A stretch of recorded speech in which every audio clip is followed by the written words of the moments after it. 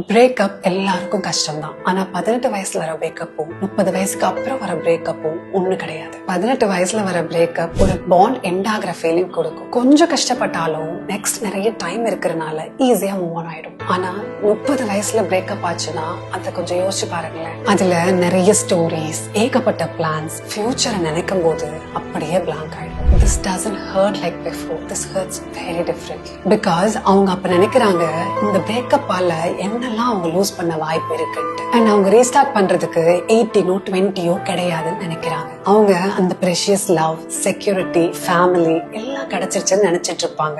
Suddenly திரும்பி பார்த்தா ஜீரோல இருந்து ஸ்டார்ட் பண்ணணுமேன்னு தோணும். அதனால என்ன பண்றதுன்னு தெரியாம சைலண்ட் ஆயிடும். அவங்க அதுக்கப்புறம் என் பர்சனை மீட் பண்ணுவானான்னு யோசிப்பாங்க. என்னதான் அந்த எம்ப்டினஸ் இருந்தாலும் அவங்க அதை ஸ்டாப் பண்ண மாட்டாங்க. பிரீதிங், ஹீலிங் அப்படின்னு திரும்பி ஆரம்பிச்சுதான் ஆகும். பிகாஸ் லைஃப்ல தனியாவே இருந்துருவோமோன்னு பயப்படுவாங்க. அண்ட் அந்த பயம் தான் எல்லாத்துக்கும் காரணம்.